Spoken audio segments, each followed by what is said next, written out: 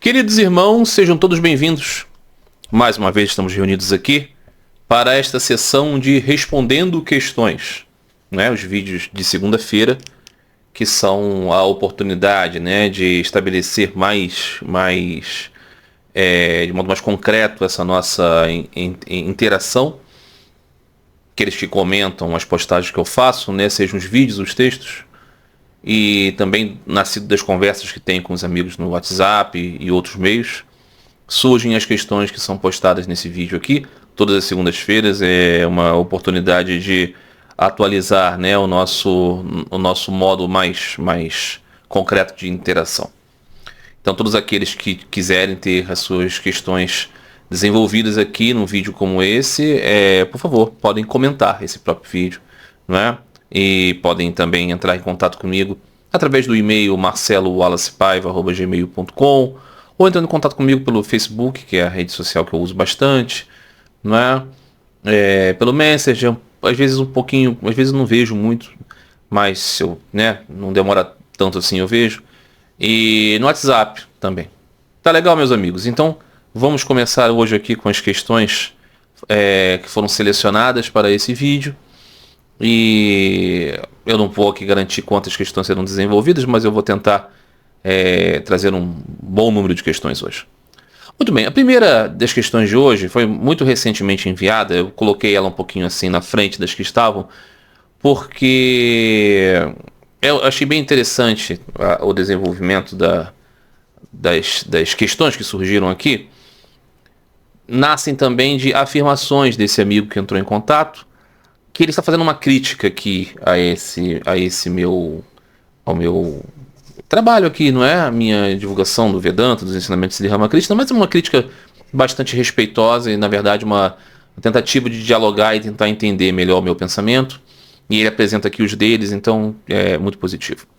Primeira coisa que ele diz é o seguinte: esse rapaz ele é um devoto da ISKCON, da Sociedade Internacional para a Consciência de Krishna. Ele é um devoto de Krishna, digamos assim, né? Um Gaudiya Vaishnava. E ele faz as seguintes colocações. Primeiro ele diz o seguinte: bem, aqui vai uma crítica ao seu pensamento e à forma como você aborda o Vedanta. Aí ele diz: Sri Ramakrishna, até onde eu estudei os textos védicos, Upanishads, Puranas e literaturas dos mestres das mais diversas vertentes, não pode ser considerado um avatar puro, pois esses são descritos nos textos védicos para evitar que qualquer um de nós invente ou ache que fulano ou cicrano são avatares do divino. Isso inclui outros nomes conhecidos, como Sai Baba, Sadhguru e entre outros. Sri Ramakrishna pode sim ser considerado um Shaktyavesha avatar, assim como o Senhor Jesus, Srila Prabhupada, entre outros. Você não entendeu errado, ok? Ele está colocando aqui no mesmo pacote Jesus, Ramakrishna e Swami Prabhupada como caracterizações de um tipo de avatar. Muito bem. Continua o rapaz aqui. No seu vídeo, você mencionou sobre os discípulos de Ramakrishna e como o movimento é pequeno e tal. Mas bem, Prabhupada fez muito mais em muito menos tempo, não foi? Ou seja, ele trouxe Shakti e conseguiu distribuir um pouco do que é Bhakti no Ocidente. Enfim, essa discussão é bobeira. Afinal, Sri Ramakrishna merece todas as glórias pelos seus ensinamentos e sua vida, assim como os outros que estão tentando divulgar Bhakti, principalmente aqui no Ocidente, onde tendemos a distorcer tudo e tentar lucrar com isso. Muito bem. Primeiro ponto é o seguinte, né? Uma crítica ao seu pensamento é a forma como você aborda o Vedanta. Vedanta é o conjunto, né? Upanishads, Brahma Sutras e Bhagavad Gita. Os Upanishads são uma forma filosófica dos Vedas, não é? Os Brahma Sutras são uma espécie de consenso dos Upanishads, e o Bhagavad Gita é como se fosse uma forma de expressar o conjunto dos Upanishads, dos Brahma Sutras, de forma dialogada, né? Entre Krishna e Arjuna, representando, né, o Supremo e a alma do aspirante. Então, assim, eu não vou dizer aqui que eu abordo Vedanta. Por quê? Porque existem escolas vedânticas, não é? Desse conjunto, Upanishads, Brahma Sutras e Bhagavad Gita, existe ao longo do tempo várias formulações de interpretação, que são as escolas vedânticas.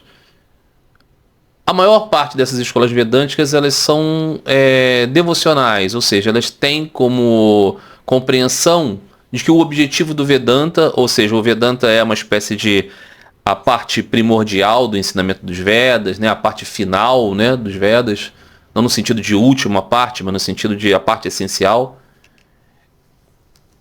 Essas escolas devocionais vedânticas, ou seja, que se pautam fundamentalmente na análise, né, de Upanishads, Brahma Sutras e Bhagavad Gita, elas interpretam que o objetivo dessa literatura é falar sobre Bhagavan, sobre o Senhor cheio das majestades, né? Bhagavan é isso, é aquele que tem as potências supremas. É uma pessoa suprema, né? Ele é o Purushottama, ele é o Ishvara, ele é o Senhor, ele é o Bhagavan, o Senhor dos devotos.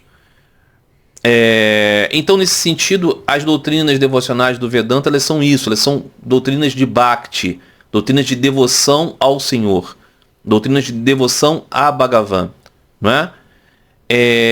Mas você tem, e a maior parte dessas filosofias que se pautam no Vedanta, nesse conteúdo, Upanishads, Brahma Sutras e Bhagavad Gita, e acreditam no Senhor como o objetivo dessa literatura, elas são Vaishnavas, ou seja, elas são aquelas doutrinas que entendem que o Supremo Senhor é Vishnu. Vishnu e suas manifestações, como, por exemplo, as mais famosas são Rama e Krishna. Então você tem isso, né? São os crentes em Bhagavan, o crente no Senhor dos devotos, o crente no Supremo Senhor, no Purushottama, e consideram que esse Supremo Senhor é Vishnu. Ah, mas não existem devotos, pessoas que praticam Bhakti, que são devotos de Shiva, que são devotos de Durga. Esses, de modo geral, têm outras escrituras que são importantes ou mais importantes até. Os vedantistas são aqueles que fazem uma grande reflexão sobre esse compêndio. Contudo, quando falamos de vedantistas, de modo geral, a gente pensa em Advaitins, ou seja, aqueles que compreendem que Upanishads, Brahma Sutras e Bhagavad Gita vão falar de um Deus impessoal, de um Deus que não é uma pessoa suprema, mas é o Deus que é a essência de tudo e que, na verdade, é a nossa própria natureza, mas que não é esse ser ao qual nos relacionamos. Ele é o único ser.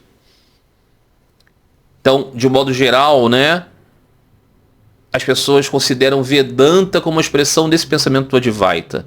Mas não é exatamente assim. Sri Ramakrishna, quando falava, por exemplo, né, disse para Swami Vivekananda, aquele que foi Rama, aquele que foi Krishna, agora é Ramakrishna. Mas ele disse, mas não no seu sentido, Naren, vedântico. Com isso ele estava querendo dizer, não é, Naren, nas suas ideias advaitas, que na verdade todos são de alguma forma Deus, todos são Brahma. Não, é diferenciado, não é? É o Senhor como além das outras almas. Ele é o Purushottama, ele é a pessoa suprema. Então, a minha perspectiva é uma perspectiva que se concilia com as escolas vedânticas, no sentido de que eu acredito, escolas vedânticas devocionais, escolas vedantas Bhakti, escolas vedantas Vaishnavas. Contudo, dentre as escolas Vaishnavas existem muitas variantes e diferenças, dentre as quais fundamentalmente está a relação com o Ishta Devata. Então existem aqueles Vaishnavas que acreditam no Supremo fundamentalmente como Vishnu, Narayana. Originalmente o termo Vaishnava é disso, né? Aqueles que são devotos de Vishnu. Existem aqueles que acreditam que o Supremo Senhor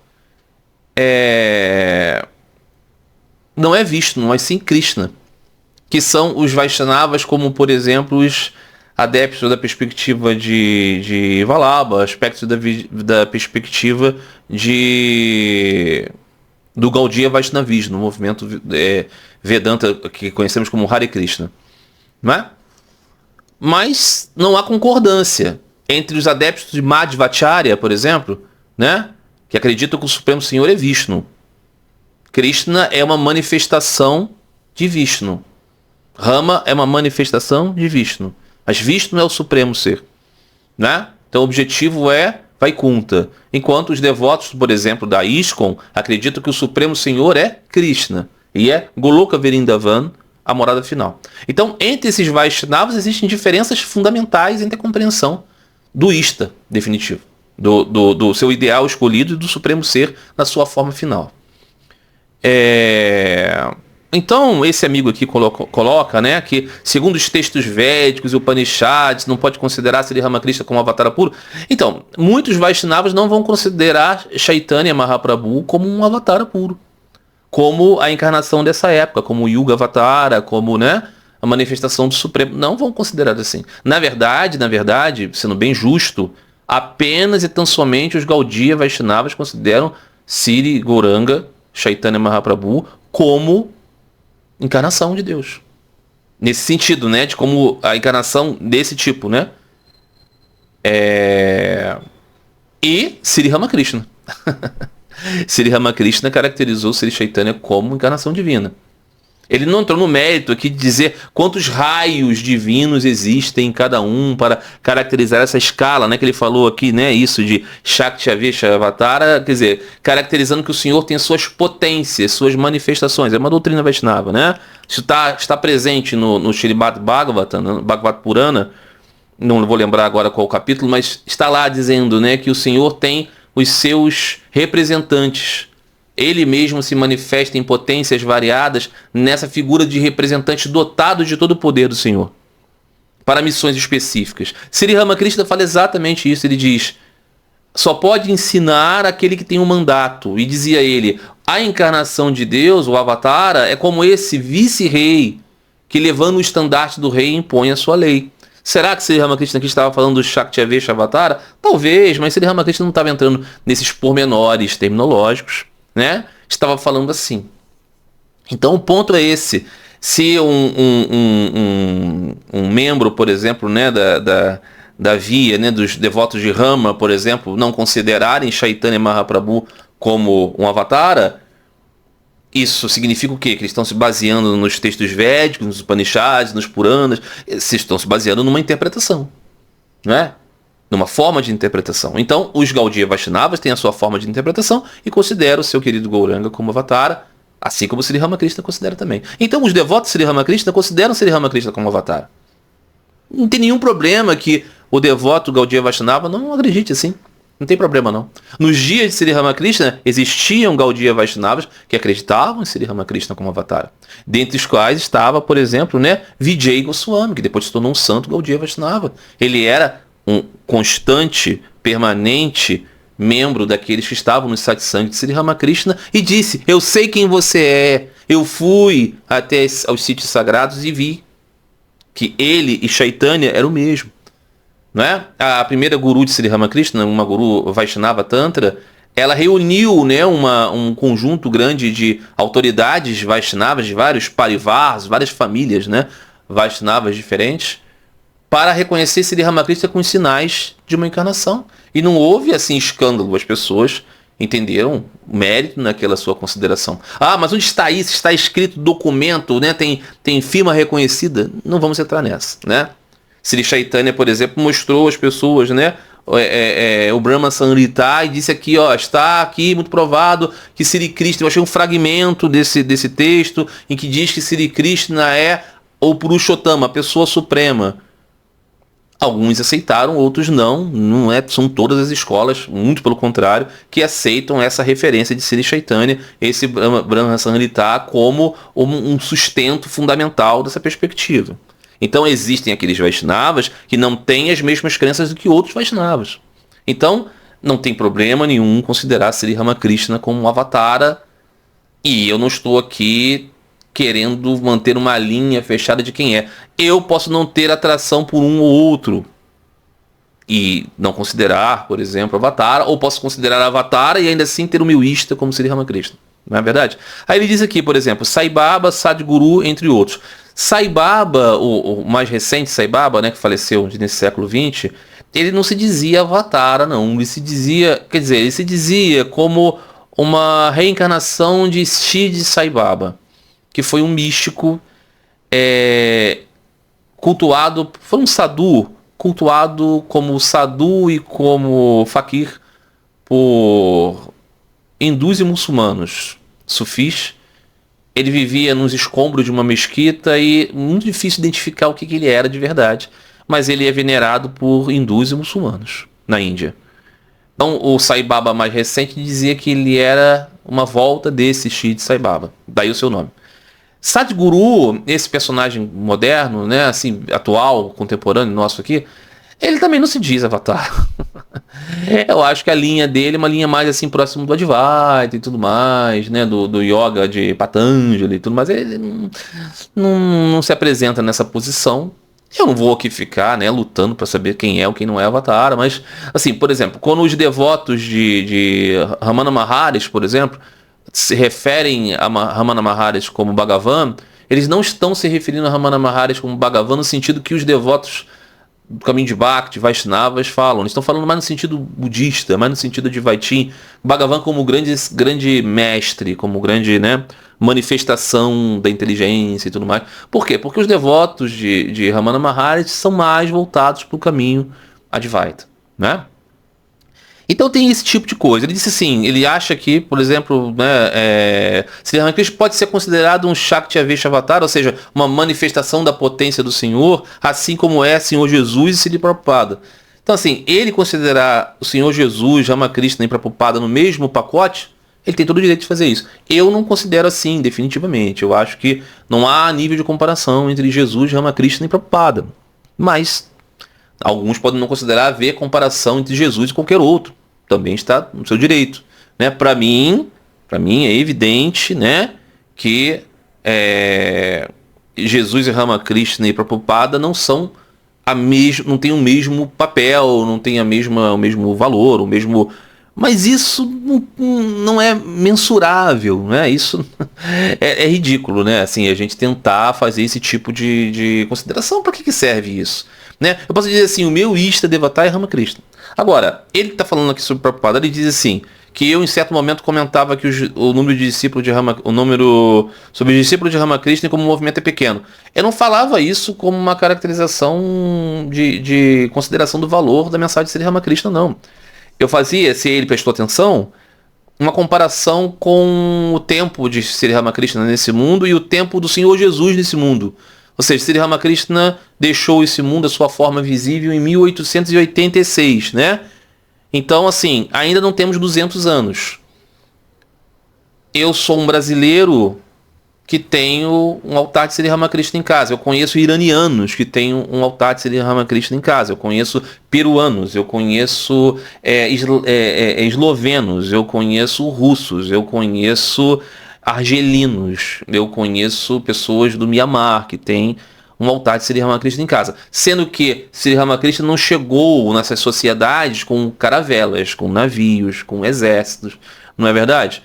Então, considerando isso, o tamanho de Sri Ramakrishna dentro do tempo muito pequeno ainda do seu conhecimento é bastante extraordinário para mim, não é? Considerando isso. Então, eu não acho que seja desprezível de modo algum, não é? Um outro ponto, que considerando aqui, ele falava aqui de Swami Prabhupada. Eu nunca deixei de reconhecer que o trabalho de Swami Prabhupada é extraordinário. O que ele fez foi muito incrível mesmo. Ele introduziu uma cultura religiosa no Ocidente. É claro que não são massas de pessoas, é claro que estatisticamente é desprezível, mas assim, culturalmente é muito importante. Agora, Swami Prabhupada fez isso décadas depois de Swami Vivekananda abrir as portas para todos aqueles que quisessem falar de Vedanta no Ocidente. Então, sejamos justos, sejamos claros e evidentes, né? Existe um contexto histórico, né? Quando Sri Ramakrishna surgiu, uma certa mentalidade no Ocidente estava aberta para certas coisas, estava fascinada com a ideia da cultura do próprio Oriente, da cultura da Índia. Então nós temos assim, né, o próprio trabalho do Emerson, né, do Thoreau e tudo mais, que até dialogavam mesmo com o Bhaktivinoda Thakur, né, receberam, por exemplo, as primeiras biografias de Sri Chaitanya e tudo mais. Um interesse grande, né? Por isso, o surgimento da teosofia. Ou seja, os ocidentais estavam olhando para a Índia, para o Oriente, para o Tibete, né?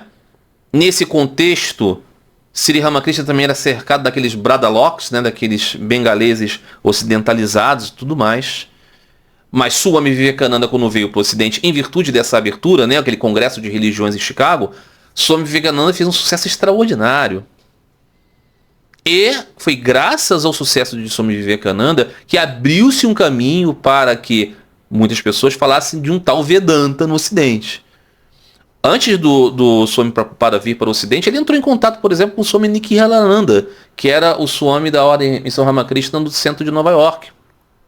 Aquele que compilou o The Gospel of Sri Ramakrishna. E conversando com o Swami Nikhilananda, o Swami Prabhupada perguntava, será que há espaço aí para trabalhar com Bhakti Yoga, assim, no caminho de Gaudiya? E o Swami disse, sim, com certeza há espaço para isso, incentivou ele a fazer. Né? Então, assim, Swami Prabhupada realizou um trabalho muito importante num contexto também muito especial. Ele não veio para falar com os hippies, com as pessoas do movimento de contracultura, não. Ele veio para falar com os reis, com os presidentes, com os grandes empresários. Essa era a meta dele. Era falar assim de cima para baixo, só que ele não teve sucesso nisso, ele não foi ouvido. Ele estava numa situação assim muito complicada, vivendo de favores, inclusive, de pessoas com qual ele não tinha muita simpatia teológica, ok? Que eram esses hindus mais voltados para o Advaita e tudo mais, para o Neo-Vedanta, que deram um abrigo para ele muitas vezes. E ele, em um dado momento, acabou entrando em contato com esses jovens que estavam ali na contracultura e tudo mais, e acabou acontecendo esse casamento e houve esse extraordinário acontecimento que foi aquela combinação de coisas naqueles confusos anos 60, né? De 65 até 77, né? Que foi a jornada do Prabhupada. Ele conseguiu realmente arregimentar muitos e muitos desses jovens ocidentais, pessoas que estavam assim desencantadas do mundo, muitos saindo do movimento das drogas, muitos saindo do movimento da contracultura, muitos judeus, né, que estavam assim tanto quanto desencantados, e cristãos também, evidentemente. E o Prabhupada conseguiu esse feito, mas assim, vamos colocar isso em dimensão, né? Então ele realizou esse movimento, criou a Sociedade Internacional para a Consciência de Krishna, tudo legal. Publicou uma literatura religiosa grande, vasta, fez muitos discípulos e templos e tudo mais em pouquíssimo tempo. Mas também em pouquíssimo tempo aquela sua obra se mostrou muito problemática, né? Um grande número dos seus discípulos diretos se envolveram em coisas muito complicadas, né? Houve escândalos e terríveis acontecimentos que levaram, por exemplo, a muitos problemas, sobretudo nos Estados Unidos, né? Onde o movimento decaiu muito. Muitos escândalos e muitos traumas relacionados a pessoas muito próximas do Swami Prabhupada, né? Então o que acontece? Com o movimento Sri Ramakrishna nunca quis formar ordem e missão Ramakrishna nenhuma. Definitivamente não era essa a sua ideia. Mas os seus discípulos, liderados por Swami Vivekananda, o Naren, né? Conduziram uma obra que foi revolucionária demais na Índia, porque naqueles dias não existia a ideia, né, de que um sannyasi realizasse qualquer outra coisa que não fosse ficar na sua caverna ou pegando esmolas para, né, para buscar a sua própria libertação. Mas Swamiji não buscou isso, buscou uma sociedade que ensinasse as pessoas a buscar Deus e, nisso, realizar a adoração a Deus nos outros, no mundo. Não vou entrar aqui na discussão se isso era exatamente o que Sri Ramakrishna ensinava. Mas o que acontece é que não há relacionado ao movimento criado por Swami Vivekananda, a Ordem Missão Ramakrishna é uma obra de Swami Vivekananda, não há essa relação de escândalos, de coisas horríveis. Não estou querendo dizer aqui que não possa ter havido, existido coisas ruins. Mas o fato é que o movimento continua existindo até hoje com uma integralidade elogiável. E nós não podemos deixar de dizer que a base para todos os pregadores de Vedanta começou lá com Swami Vivekananda. Então vamos colocar a coisa assim em dimensão. Com isso aqui, eu acho bobeira mesmo, como disse o amigo, tentar medir essas coisas, ok? Eu não vou entrar nessa, né? Eu valorizo muito o trabalho que o Swami Prabhupada fez, os seus méritos são inegáveis. Inclusive, né? A arte que está aqui atrás, aqui, nasce do movimento do Swami Prabhupada. A arte devocional que ele incentivou a criar é uma das coisas muito boas que ele, com o seu carisma, realizou. Agora, tem as partes negativas também. Então, eu não vou fazer essa medição aqui, nunca fiz. Então, se o amigo entendeu assim, entendeu errado. Então, vamos colocar isso em perspectiva. Eu não estou falando aqui genericamente de um Vedanta. Eu estou falando sim de Vedanta devocional, mas eu estou fazendo isso com a lente de Sri Ramakrishna. Sri Ramakrishna para mim é o meu ista, o meu ideal, o meu senhor. Não estou aqui impondo que ninguém pense assim. Agora, eu também não vou aqui, né, aceitar que apareça um documento dizendo assim, não, não é porque segundo as escrituras, não vamos fazer isso, porque senão teremos que dizer também que Sri Chaitanya não é para alguns. E para mim, Sri Chaitanya é Avatara. Ok? Então, não vamos entrar nessa, né? Não vamos fazer por aí. E não é isso que eu estou fazendo aqui. Muito bem. Segunda questão que o amigo trouxe. Ele disse assim, eu não estou aqui para desmentir ou tentar defender Srila Prabhupada. Afinal, não tem como fingir que não lemos ou ouvimos muitas de suas coisas que para nós é absurda. Mas deixe um questionamento. Estou aqui para ouvir. O que aconteceu com ele é que ele apareceu no início da era da tecnologia. Então suas opiniões como ser humano foram expostas, assim como seus ensinamentos. Será que se os outros grandes mestres não estivessem vivos nesse tempo, não aconteceria o mesmo? Se lermos os livros que os seus devotos escrevem dele, certamente não vamos encontrar nenhuma das falas terríveis, assim como os discípulos de Jesus, de Buda, de Maomé ou qualquer outra grande alma. Só deixaram o legado bom de seus mestres. Será que realmente que na vida do Senhor Jesus, em momento algum ele mandou alguém para PQP? Ou gritou por raiva, frustração, ou deu alguma opinião que hoje seria inaceitável? Nunca saberemos, não é? Sri Krishna matou o próprio tio, o que é um absurdo para qualquer leigo que escute isso. Como é possível Deus matar o tio com as próprias mãos? A Igreja Católica só se tornou hegemônica na base do sangue, da pancada, do medo e da força, ou não? Ou você se converte ou morre. O que eu quero dizer é simplesmente que Srila Prabhupada fez algo incrível e o fato dele ter falado coisas tão polêmicas, para dizer o mínimo, na minha opinião, é simplesmente o jogo de Maya. Alguém que não conhece nada sobre seus livros pode rejeitar ou nem querer ler nada simplesmente por ouvir que ele falou isso ou aquilo, etc. Muito bem, legal. Vamos então colocar isso em perspectiva. Eu fiz críticas aqui sobre Prabhupada, mas eu não fiz críticas assim. Sobre Prabhupada é um cara que falou coisas racistas. Sobre Prabhupada é um cara que falou coisas machistas. Sobre Prabhupada é um cara que falou coisas misóginas. Sobre Prabhupada é um cara que falou coisas homofóbicas. Sobre Prabhupada é um cara que desrespeitou grandes personalidades espirituais. Eu não disse isso apenas. Eu disse que ele fez tudo isso não porque foi pego assim numa conversa informal. São nos livros. Nos livros que ele ditou, que ele revisou, estão conceitos que são muito complicados. Mas eu não estou dizendo que isso desconstrói as coisas boas também que ele falou e fez. São as duas coisas juntas. Agora, como eu vejo, eu não tenho como pegar para mim, Marcelo, como este iluminado guiador, considerando essa mescla. Então eu considero ele uma pessoa importante, uma personalidade importante, mas eu não sou o seu seguidor. Essa é a questão. Eu não tenho ele como referência para estabelecer certos marcos, entende? Mas eu não estou aqui dizendo que ele não tem valor, não. Muito pelo contrário. Agora, eu também não posso desconsiderar os problemas sérios da sua mentalidade. Isso é o jogo de Maya. O jogo de Maya é o bem e o mal aqui. Porque Deus está além desse bem e o mal, e nós nos prendemos ao mundo através de Sattva, Rajas e Tamas, que isso é o jogo de Maya. Então, claro, tudo é o jogo de Maya. Mas eu acho assim, eu não sei qual ponto ele está querendo chegar. Talvez ele tenha pego uma fala minha aqui, ao qual estava sendo crítico a um aspecto da jornada do Prabhupada.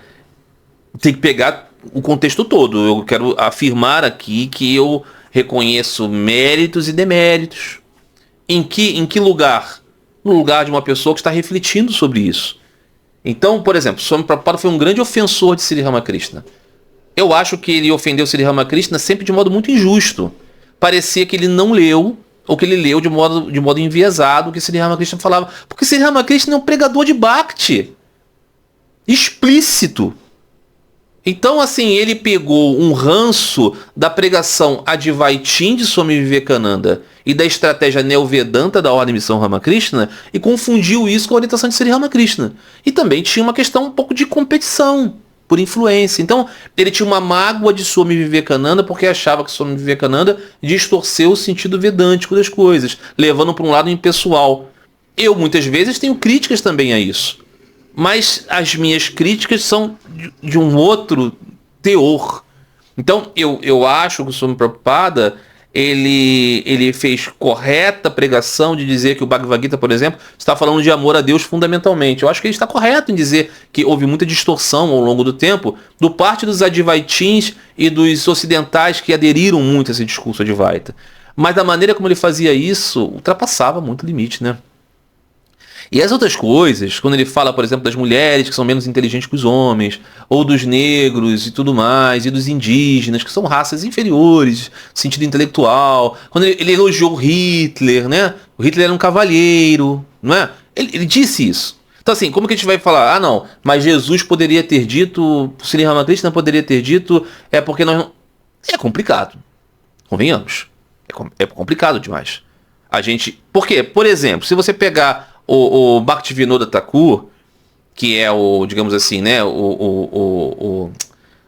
sim, o avô, digamos, né, do movimento, né, ele não tem declarações desse tipo.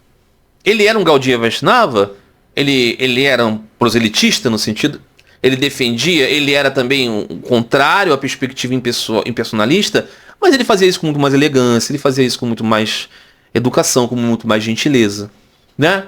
Então, muito do Prabhupada, do Bhaktivedanta Swami Prabhupada, tem relação com o seu guru, que era o Bhaktisiddhanta Sarasvati, que era muito também assim agressivo, né? E tinha uma perspectiva assim um tanto quanto parecida com o proselitismo cristão, queria criar uma coisa assim meio que no confronto com os outros, né? Então eu acho que o Prabhupada pegou um pouco disso. Então, nesse sentido, eu não sei como, eu não estou aqui para fazer uma campanha contra os livros do Prabhupada, muito pelo contrário, já mostrei aqui a minha coleção completa do Srimad Bhagavatam da ISKCON. Eu prefiro outra versão, ok? Eu acho que eu tenho todos os livros aqui que foram publicados pelo movimento Hare Krishna, acho que eu tenho todos. Então assim, eu não estou desconsiderando aqui o valor dessas coisas, mas estou considerando também os problemas. Se o amigo diz assim, não, mas seríamos... Por exemplo, se o Jesus não disse coisas agressivas no Evangelho, disse. Estão lá coisas agressivas. Mas o contexto das coisas nos permite dizer que há luz ali. Então, mas será que se o seu Jesus não seria preconceituoso? Aí eu vou ter querendo criar um Jesus que nós não conhecemos para dizer que todo mundo é assim? Não é assim, né? Não dá para dizer isso. Sri Chaitanya, por exemplo, disse, né? Para cantar os santos nomes de Deus é preciso ser humilde como uma folha. Aí eu vou supor então que Sri Chaitanya na verdade era um arrogante? Não vou supor isso. Tem como dizer isso, né? Então, o que eu acho que o Prabhupada deve ser considerado dentro do que ele realizou, e sabemos que ele realizou, e Sri Ramakrishna também, Swami Vivekananda também, o Senhor Jesus também, Chaitanya também, e todos os outros. O que temos a respeito deles é o que nós temos, não é verdade? Então ele diz assim, como que as pessoas vão entender, por exemplo, que Krishna matou o seu tio? Se a pessoa tiver uma boa introdução a essa narrativa, ela vai compreender muito bem que isso não tem nada de trágico. Assim como é necessário explicar por que Krishna incentivou Arjuna a lutar em Kurukshetra, na batalha que é o que está ali no pano de fundo do Bhagavad Gita. Certa vez, né, já falei aqui do diácono Andrei Kuraev, da Igreja Ortodoxa, hoje, né, ligado ao Patriarcado de Moscou, que ele costumava dizer isso, né? Krishna é o Deus que, ao contrário de Jesus, que manda dar outra face, ele mandou Arjuna lutar quando Arjuna não queria lutar. É uma interpretação muito enviesada. Então, é necessário o quê? Capacidade de explicar essas coisas, né? Então, é por aí. Agora, não sei como que você vai explicar as considerações de Prabhupada, dizendo que as mulheres gostam de ser estupradas. Desculpe, meu amigo, ele disse isso. Eu sei que o contexto, né? Ele falava da conquista e tudo mais, mas ele estava falando isso no contexto em que um rapaz estava falando de um estupro coletivo e ele estava dizendo, depois o juiz perguntou se a mulher gostou, ela disse que gostou. Então assim, são declarações horrorosas. Aí você vai dizer assim, caramba, mas tem que ser colocado num contexto. Se você quiser colocar num contexto, você coloca. Eu não consigo ver um contexto em que isso... E eu conheço o contexto, ok? O que não significa dizer que o Prabhupada não fosse um devoto sincero, que não fosse um homem que não quis ganhar dinheiro, embora o movimento tenha ficado rico, que não era esse o seu objetivo. Eu acho que ele era, de fato, alguém que estava numa sanha, numa busca espiritual autêntica. É com Sri Ramakrishna que eu compreendo o Prabhupada. Sri Ramakrishna dizia, existem aqueles devotos que são assim, exaltados, eles xingam, eles têm uma linguagem agressiva e tudo mais, eles fazem isso porque faz parte da... Ok, mas eu não tenho por que ignorar os problemas, entende? Agora, eu fico muito feliz que pessoas tenham buscado espiritualizar a sua vida inspiradas pelo movimento Prabhupada, ou que tenham ele como uma grande figura, não tem problema nenhum, né? Muito bem. Ele falou aqui a igreja católica que cresceu e tal, com base no sangue e na pancada. Não dá para dizer isso. A igreja católica, primeiro, é um pouco simplificado, né? Nós temos a igreja, né? Que ela cresceu tomando pancada, ok? Só para deixar claro, né? O cristianismo, a igreja, cresceu tomando pancada, sendo mártir. Foi perseguida durante, né, 4 séculos ali. E ela cresceu por causa disso. Porque diante de toda aquela violência, de toda aquela brutalidade... A maneira como os cristãos primitivos respondiam era com muita, né, perseverança, resiliência, fraternidade entre eles, amor, que ensinou aquele Império Romano que aquilo era muito forte. Então o Império Romano se tornou cristão. Aí a igreja depois de Nicéia, depois de Teodócio em 381, se tornou, né, a religião oficial do Império. Aí é verdade, ela foi se expandindo assim na oficialidade. Mas ainda assim, não dá para dizer que chegava lá, se não se converte, morre. É muito simplificado isso. Isso depois, se você quiser falar assim, né, do período colonial e tudo mais, aí a gente vai chegar próximo disso. A gente vai chegar nisso, né? Mas não dá para trazer essa simplificação, não. Então... o cristianismo se expandiu também por causa dos seus muitos méritos, o que não significa dizer que ele não tivesse problemas. Claro que teve, né? Conciliou-se com muita coisa que não tinha nada a ver com o ensino do Cristo. O Cristo queria o cristianismo como ele é? Eu tenho para mim que não. Mas aí vamos colocar o jogo de Maia e tudo mais, tudo isso, né? Porque esse mundo não vai ser salvo. São essas gotas, né, de luz que nos permitem cada alma individualmente se identificar com a sua real natureza e assim conhecer o Senhor pelo amor, né? Então, assim, essa maneira como o amigo está colocando aqui é mais ou menos como dizer que a gente não pode fazer nenhuma crítica a nada, porque sempre há coisas problemáticas. Eu acho isso problemático, né? Muito bem. Mas, assim, voltando, né?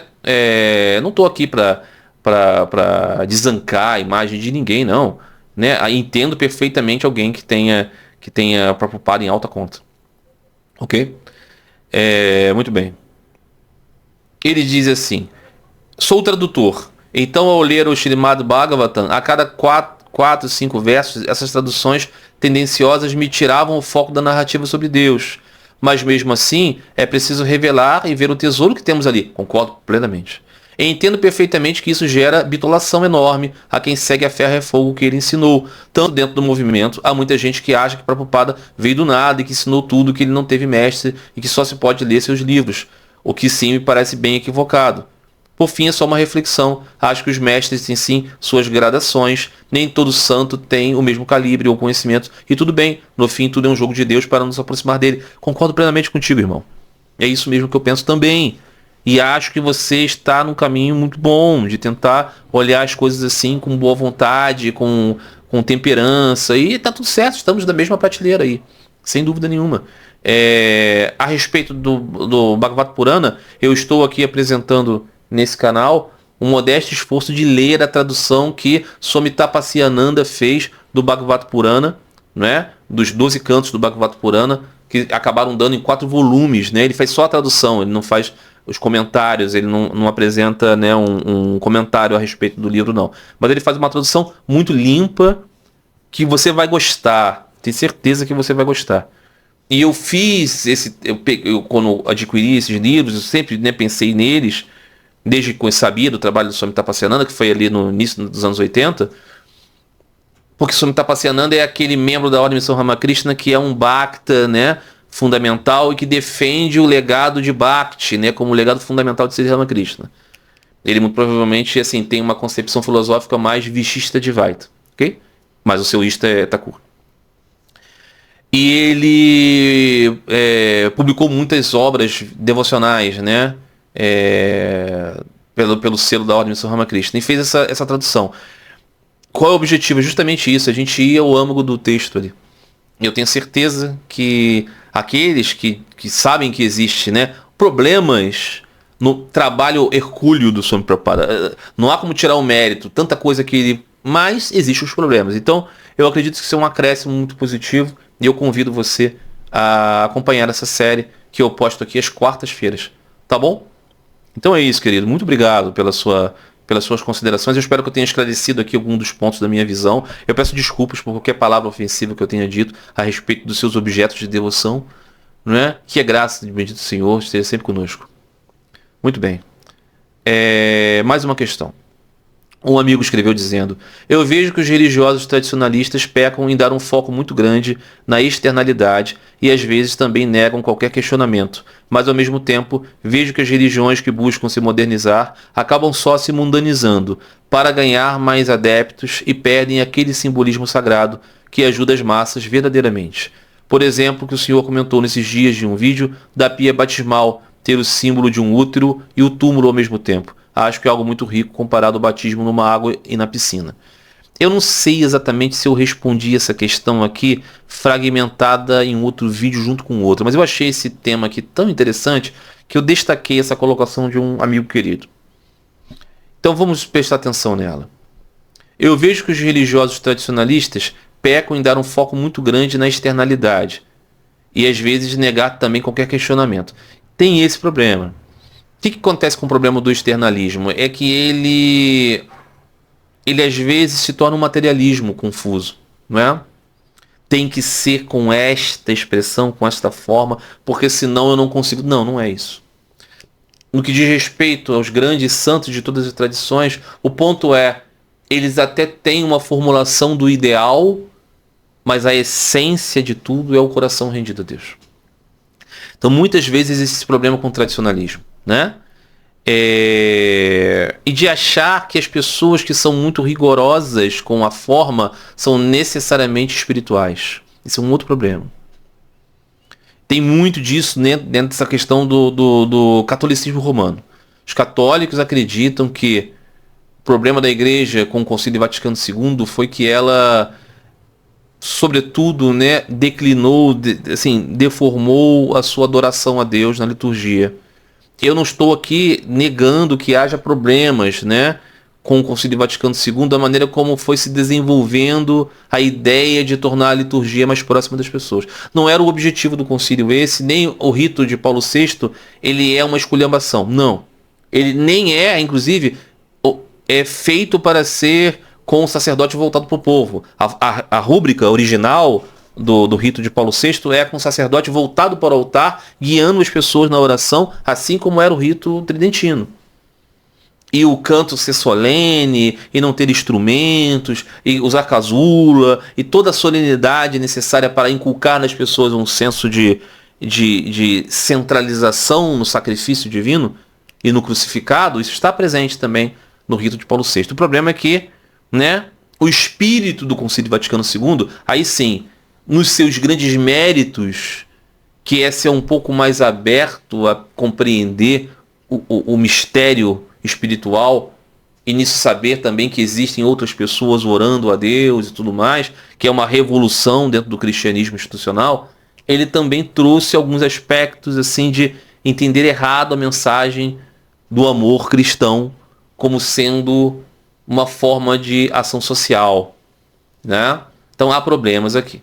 Mas os tradicionalistas têm esse aspecto. Aí ele diz, ao mesmo tempo, vejo que as religiões que buscam se modernizar acabam só se mundanizando para ganhar mais adeptos e perdem aquele simbolismo sagrado que ajuda as massas verdadeiramente. Não, não é isso. Não é que elas se mundanizem para ganhar adeptos. Elas se mundanizam porque realmente acreditam que o trabalho delas é para salvar o mundo.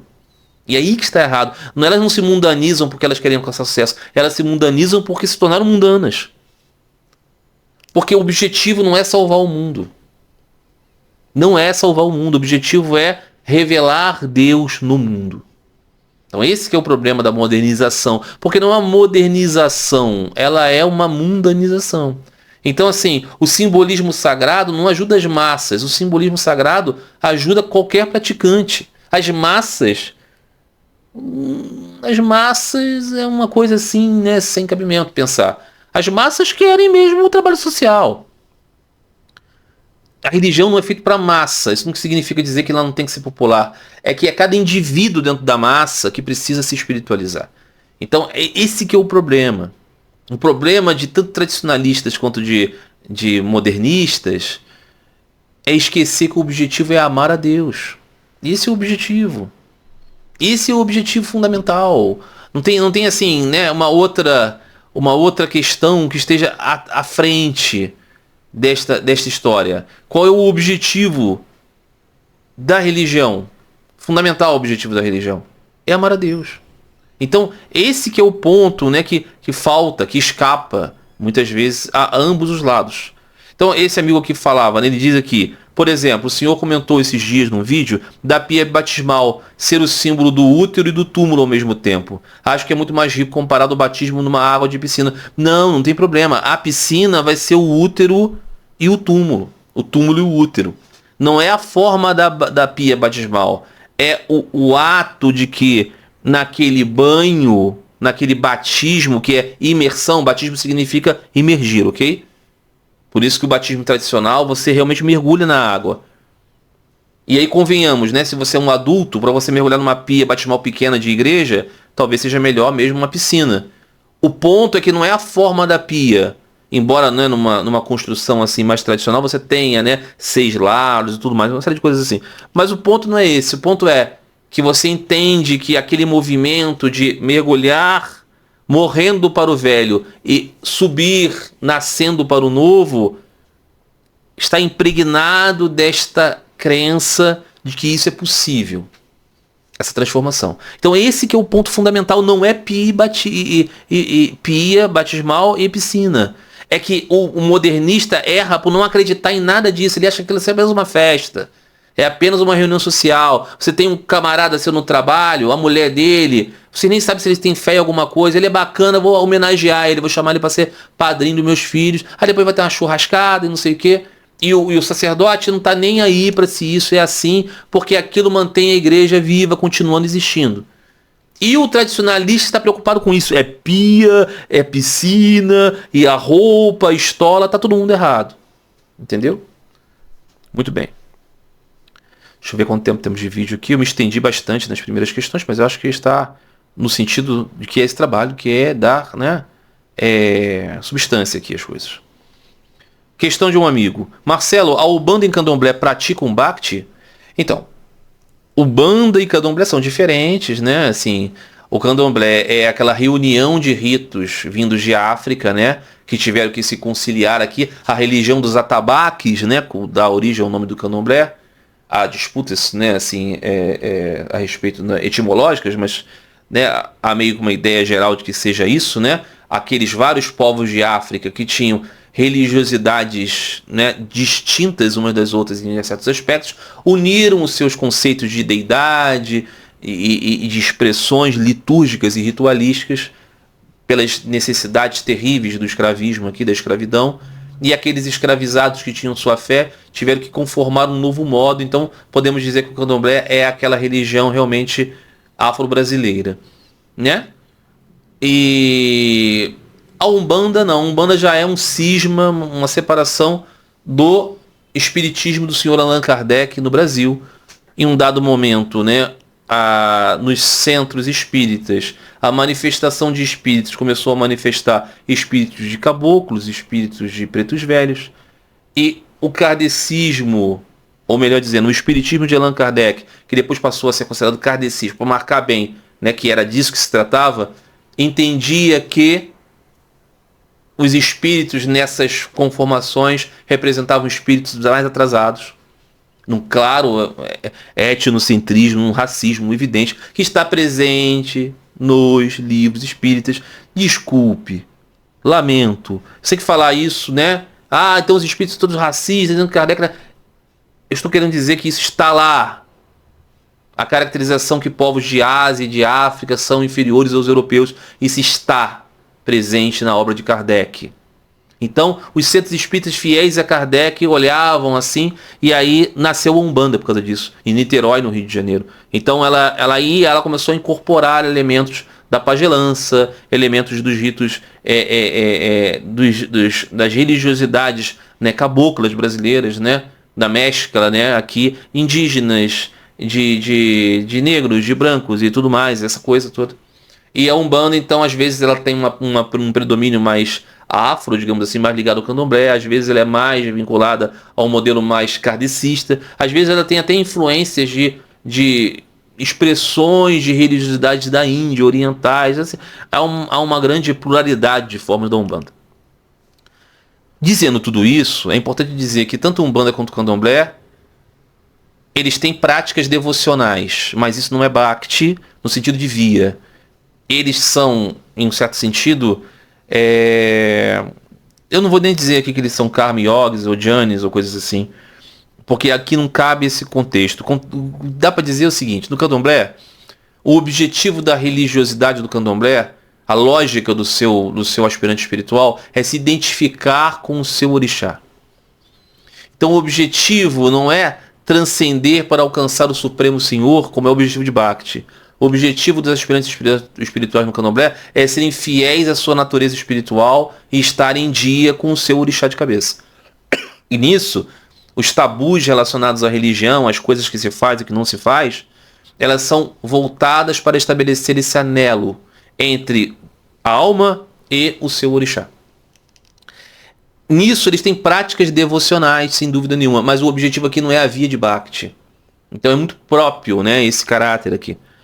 Na Umbanda também é assim, porque se é inclinado mais para uma influência kardecista, o objetivo é a evolução espiritual. Isso não é Bhakti. E Bhakti não é evoluir nada, é amar a Deus. Amar a Deus não é a pegada desses grupos. Mas eles não amam a Deus, amam a deuses, divindade. Eles têm amor, porque todos amam. Mas o objetivo da via não é viver se relacionando na morada eterna do Senhor com Ele. Amá-lo, que é o objetivo de Bhakti. Então, praticam Bhakti no sentido que um budista pratica Bhakti. Não pratica, né? Como sabemos, o budista não busca Deus. Então, o budista tem práticas ritualísticas, que nós chamamos aqui de devocionais, mas são instrumentalizações de atos ritualísticos para purificar a mente e tudo mais, essas coisas, né? Então, o que nós podemos dizer, né? Um cristão, por exemplo, que busca conhecer Deus, amá-lo, estar com Deus, né? Esse está praticando o Bhakti nesse sentido. Se tem como objetivo de sua vida o amor a Deus profundo, né? Nós temos, né, as santas, né, freiras que viram o Senhor Jesus e tudo mais como seu amado. Isso é Bhakti, né? Então esse que é a questão fundamental do que é Bhakti, né? Muito bem, vamos ver aqui se temos outra questão. Temos tempo? Será?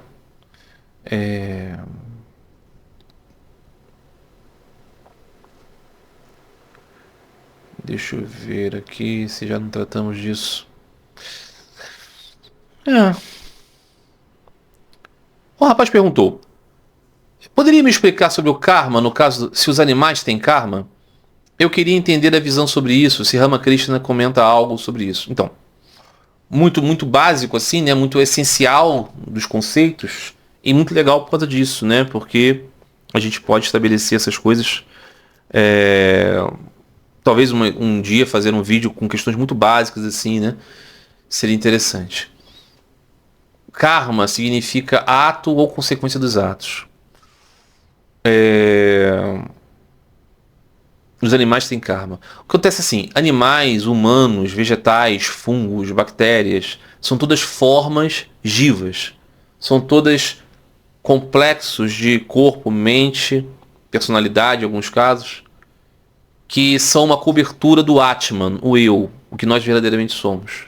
Por alguma razão, nós nos associamos nós somos a energia superior de Deus. Onde encontramos isso, Marcelo?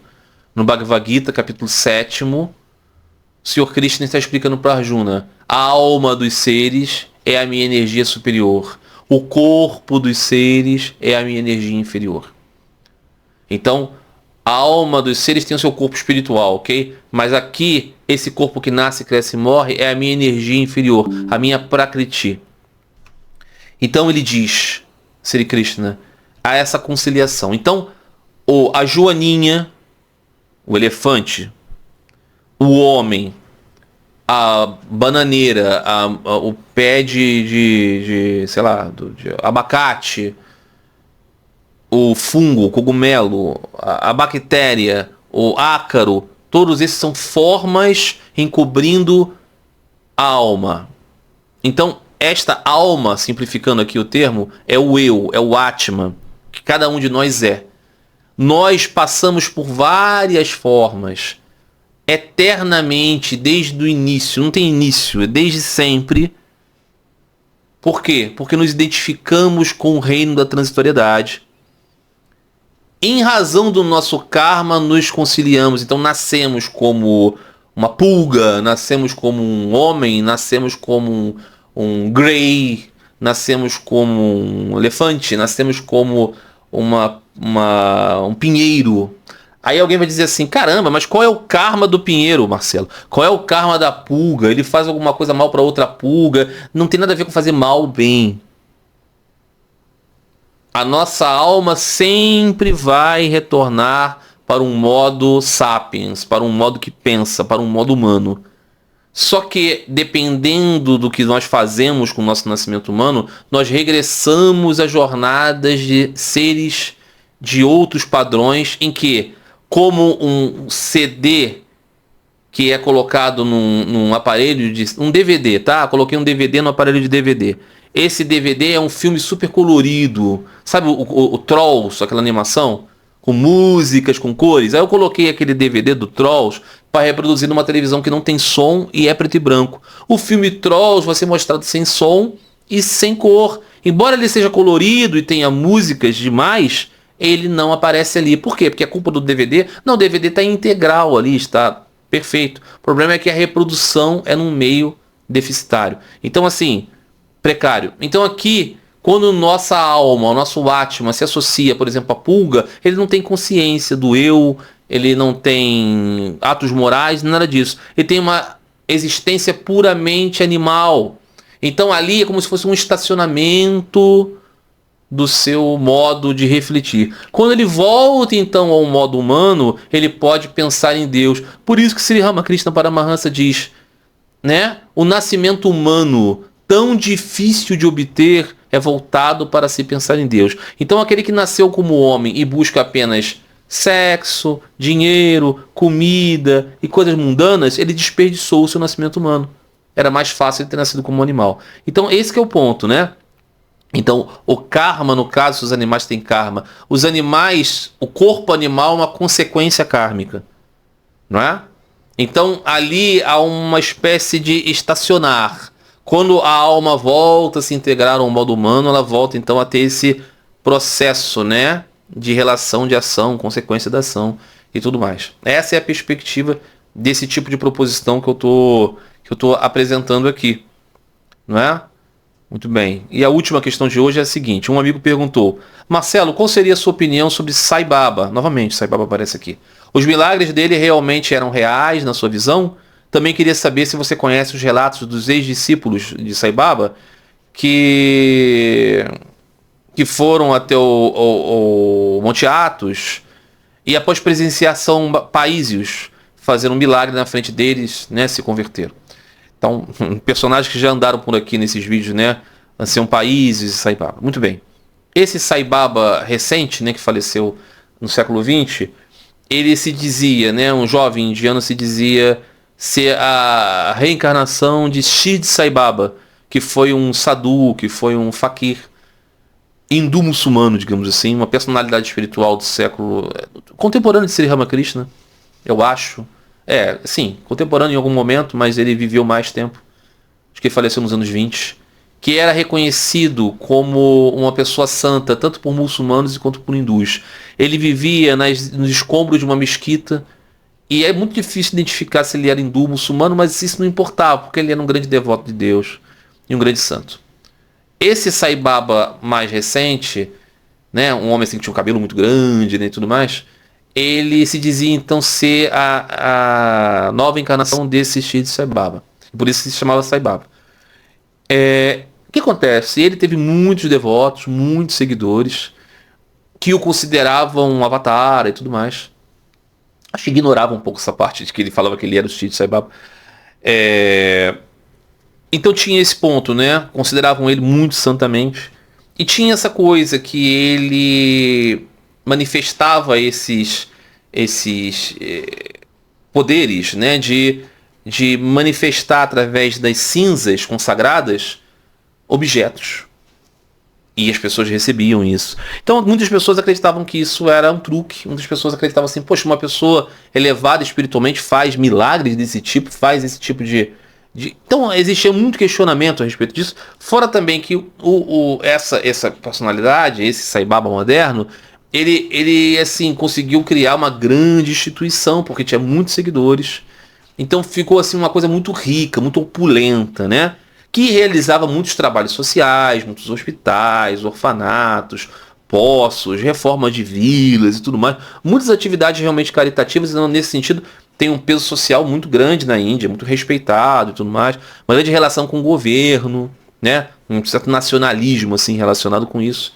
E é uma organização, né? Organização de devotos de Sai Baba mundial, assim, tem centros, né, em todo o mundo, assim. Então o que acontece? Um personagem controverso, porque haviam aqueles que diziam que ele era alguém que estava enganando as pessoas com esses que seriam então supostos milagres, mas seriam só truques. Outras pessoas diziam que ele era uma manifestação de um poder aqui e que apenas as mentalidades mais, né, obscurecidas não poderiam perceber, que seriam as mesmas pessoas que renegariam Cristo e seus milagres e tudo mais. Então assim, o que eu penso disso? O que eu penso disso é que eu não tenho nenhum tipo de devoção por essa personalidade. Eu não vou aqui fazer um trabalho investigativo para saber se era ou não era. Não é o tipo de religiosidade que me atrai. Eu li um livro do Sai Baba chamado Sadhana, que uma vez um devoto de Sai Baba disse que é um livro mais ou menos e tudo mais. Mas assim, o que eu vi ali nos ensinamentos, ok. Uma transmissão assim, né, formal até dos ensinamentos, né, sobre Bhakti Yoga e tudo mais. Eu não sei. Eu não tenho atração por isso, né? Eu sigo assim, os ensinamentos de Sri Ramakrishna. Sri Ramakrishna desaconselhava ir a pessoas que realizavam esse tipo de coisa. Então, não é a minha, né? Agora, eu não vou entrar aqui numa batalha para saber se é ou não é verdadeiro ou falso. Se alguém, por exemplo, olha o quadro de Sai Baba, desse Sai Baba moderno, e é levado a amar a Deus, a tornar sua vida pura e santa, imaculada, tá tudo ótimo para mim, né? Mas não é o meu ista, não tem nada a ver comigo, né? Aí ele diz, se eu conheço os relatos de ex-discípulos de Sai Baba que foram até o Monte Athos, começaram com seu país, viram o milagre dele, conheço. Conheço esses relatos. Esses relatos, eles são assim como esses registros assim dos obreiros da Universal, sabe? Que conta a história das pessoas, que era do candomblé, o sujeito é ex-gay, ex-criminoso, essas coisas. Então, tem, né, essa pegada assim, né, desses relatos proselitistas dos cristãos ortodoxos, assim, mais fanatizados, né? Que eles trazem essas provas cabais de que o santo destruiu, ele foi lá. Isso é velho, né? Isso é antigo. Né? O cristianismo tem uma jornada de muito proselitismo baseada assim, né? Em mostrar, né, os hinos, né, ortodoxos, né? Eu tinha hinos lá, né, assim, hinos acatistas da Mãe de Deus, que falava ela que derrotou os adoradores do fogo. Aí eu cantava isso e pensava, o que são os adoradores do fogo? Ah, são os zoroastristas. Aí eu falava, caramba, a Mãe de Deus derrotou os zoroastristas. Sabe como é que é? É ruim, né? É coisa ruim. Então, esses relatos, assim, eles são muito ruins. O Ancião Paísios, ele, infelizmente, ele ficou, assim, sendo muito instrumento, né? Desse proselitismo baratinho, assim, de internet, né? Que, então, eu conheço, mas eu descarto, assim, eu passo, né? Digamos assim, né? Mas é isso, meus amigos. Eu acho que já foi suficiente. Temos mais questões aqui, mas as outras vão precisar de muita elaboração. Então eu acho que, né, eu procurei aqui dedicar o tempo justo para as questões Espero que tenha sido, né, que tenha alcançado aqueles que trouxeram e os amigos que também tenham assistido aqui, tenham contemplado essas questões, tenham achado interessante, instrutivo e edificante. Aqueles que gostarem desse formato, quiserem também participar, trazendo suas questões, por favor, comentem aqui. É isso, meus amigos. E compartilhe com os amigos que vocês gostarem, quiserem. Assim eu posso alcançar outras pessoas que talvez tenham a ver com esse trabalho. Eu já falei aqui, né? Não é um trabalho monetizado, eu não estou vendendo nada, nem nunca venderei cursos e outras coisas assim. Mas, assim, eu acho que seria muito bom chegar às pessoas que estão, né, destinadas a esse tipo de abordagem, né? E se vocês puderem me ajudar nisso, eu agradeço. Tá bom? Um grande abraço a todos vocês. Até a próxima semana. Fiquem todos em paz. Fiquem todos com Deus.